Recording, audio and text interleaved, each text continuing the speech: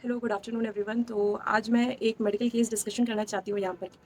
Actually में मेरे लिए ये केस नहीं था, एक बहुत ज़्यादा इमोशनल सफरिंग थी, एक तरीके से मैं कह सकती हूँ। तो आई विल ट्राई कि ये वीडियो नॉन एडिटेड रहे, एकदम इन अ वन शॉट रहे, अनटिल एंड अनलेस कुछ मिसहैप हो जाए। तो directly going into the case and jumping into the case discussion. कल मैं इमरजेंसी में पोस्टेड थी और ऑल ऑफ अ सडन मेरे पास एक कॉल आता है मेरे जूनियर का, जो कि गायनी डिपार्टमेंट से थी। उसने मुझे ऐसा बोला कि मैम एक सेक्सुअल असॉल्ट का केस है, 2 साल की बच्ची है, उसका केस आ रहा है। मैंने उससे क्रॉस कन्फर्म किया कि क्या सच में, मतलब तुमने 2 साल बोला है? एंड शी वाज़ कि हाँ मैम 2 साल की बच्ची है। तो हमारे भी कंसल्टेंट आ रहे हैं, पीडियाट्रिक्स के भी कंसल्टेंट आ रहे हैं, फॉरेंसिक के कंसल्टेंट्स आ रहे हैं, मैम आप अपने कंसल्टेंट को इन्फॉर्म कर दीजिए। मैंने अपने कंसल्टेंट को फ़ोन किया कि सर ऐसी-ऐसी बात है, एंड ही वाज़ लाइक कि ठीक है मैं आता हूँ, जब बच्चा शिफ्ट हो जाए तो मुझे तुम कॉल करना। फिर थोड़ी देर बाद मुझे ऐसी न्यूज़ आती है कि मैं अब इन सब चीज़ों को प्रोसेस ही कर रही थी, तब तक मेरे पास से न्यूज़ आती है कि प्री ऑप में वो बच्ची आ गई है।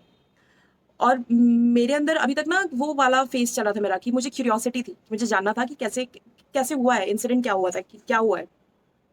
फिर हम गए, प्री ऑप में बहुत एक्साइटमेंट के साथ की हम जाकर के, एक्साइटमेंट नहीं कह सकते हो आप, ये कह सकते हो कि हाँ मुझे बहुत ज़्यादा वो था, ईगरनेस थी कि मुझे जानना है कि कैसे हुआ था। मैं गई प्री ऑप में, तो प्री ऑप में वो उसकी मम्मी जो थी बच्चे की, वो बच्ची को लेकर के गोद में बैठी हुई थी और बच्ची was crying, she was crying very badly, और उसकी मम्मी की जो आँखें थी ना, उसमें एकदम आँसू भरे पड़े हुए थे। मैं सच बता रही हूँ, दिल से बता रही हूँ, मैं बहुत ईगरनेस के साथ गई थी कि मैं इससे हिस्ट्री लूँगी, लेकिन मेरी हिम्मत नहीं हुई कि मैं उसकी मम्मी से पूछूँ कि क्या हुआ था उस समय, क्या हुआ था? मतलब कैसे ये सारी चीज़ें हुई थी। मैं गई, मैंने बेसिकली जो भी एनेस्थेटिक मैनेजमेंट का मेरा कंसर्न था ओटी में लेने के पहले पेशेंट का, मैंने उसको देखा, मैंने उसको एग्ज़ामिन किया। बच्ची बहुत रो रही थी, उसका कैनुला नहीं डला हुआ था, एक कैनुला लगा हुआ था, वो निकल गया था, तो वी वर डिस्कसिंग कि हम इसका दूसरा कैनुला लगाएँगे। एंड मैंने उसका वो ड्रेस देखा, जो ड्रेस उसने पहन रखी थी, उस बच्ची पे पूरा ब्लड स्टेन लगा हुआ था। मैंने उसको एग्ज़ामिन किया, मैं वहाँ से हट के दूसरे साइड आ गई। उस बच्ची की फ़ाइल और एडमिशन पेपर तब तक नहीं आया हुआ था। देन हमारे कंसल्टेंट्स आए, फिर वो लोग डिस्कस करने लगे कि कैसे केस इंड्यूस करना है, क्या करना है, क्योंकि वो मेडिको लीगल केस था। उसमें उनके साथ कुछ पुलिस वाले भी आ रखे थे। तो सारे कंसल्टेंट्स वहाँ पे थे, सारे सीनियर्स वहाँ पे थे। और ये मेरी लाइफ़ में 7-8 साल से मैं मेडिकल फील्ड में हूँ, बट ये मेरा लाइफ़ में पहला केस ऐसा था जिसमें कि मुझे इतनी छोटी बच्ची, और वो भी इतनी क्लोज़ली मुझे एनकाउंटर हुआ था। तो मैं ना थोड़ा-सा स्टंट फेज़ में थी कि मुझे कुछ नहीं समझ आ रहा था कि मुझे आगे क्या करना है। I was like standing alonely on a one side. मैं बहुत स्टंट होकर के एक कोने में खड़ी थी। फिर मतलब मेरे कंसल्टेंट ने मुझे बोला पेशेंट को ओटी के अंदर लो, बच्चे को अंदर लो ओटी के। सारे कंसल्टेंट्स आ चुके थे। मैं और मेरे सीनियर्स जो थे, हम लोगों ने फटाफट बच्ची को ओटी के अंदर लिया।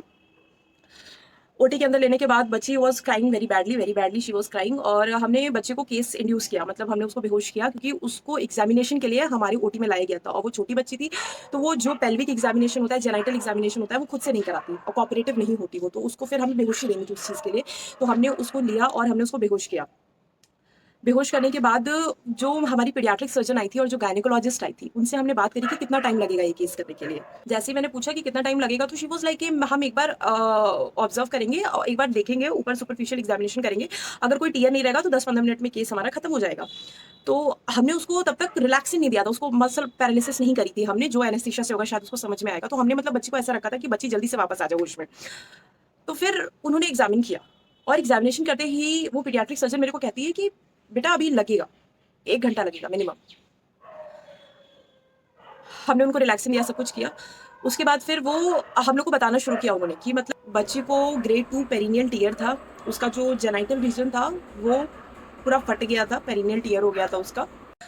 हाइमेन ब्रेक हो चुका था, पोस्टीरियर फोर्सेट एकदम फट चुका था। Everything was like totally ruptured, और वो उनको रिपेयर कर रहे थे। उसको उनको रिपेयर करने में टाइम लग रहा था, तो उन्होंने मुझे देखने के बाद सिचुएशन बताई कि 1 घंटा उनको अराउंड लगेगा।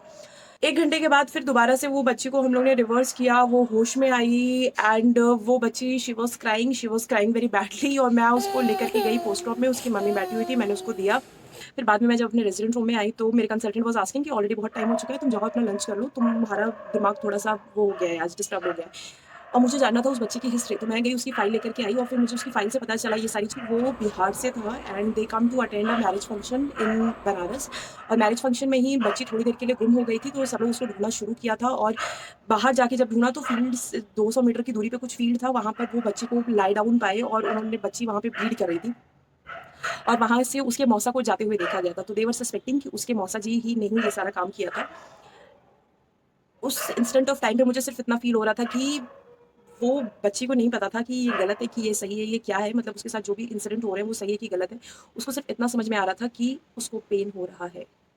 जो कर रहा है उसको पता है कि वो ये सही है कि गलत है, लेकिन जिसके साथ हो रहा है, this is the dilemma of this case कि उसको कुछ नहीं पता है, उसको सिर्फ़ इतना पता है कि उसको दर्द हो रहा है। कल जब मैं हॉस्पिटल में उसको रोते हुए देख रही थी, तो आई वाज़ जस्ट थिंकिंग कि थोड़ी देर के लिए ही सही, बट ये लॉयर्स और जजेस को भी ला करके हॉस्पिटल एनवायरनमेंट के अंदर खड़ा करना चाहिए और उनको दिखाना चाहिए कि ऐसे विक्टिम्स किस फेज़ के थ्रू गुज़रते हैं। कल मेरे को ऐसा लग रहा था कि यार क्या मेरे कंसल्टेंट्स को कैसे, how can they react so normal? मुझे भी अभी तक लगता था कि how can I react so normal in above situations, but कल मुझे अपने कंसल्टेंट्स के लिए एक बार ऐसा लगना शुरू हुआ था और फिर दे एडवाइस्ड मी कि कुछ दिनों में तुम भी नॉर्मल हो जाओगी when you will face these situations. And then all of a sudden I realized कि मैं किसी दिन इस सिचुएशन के लिए नॉर्मलाइज हो जाऊं तो क्या मैं खुद को नॉर्मल फील करूंगी? Will it be normal for me?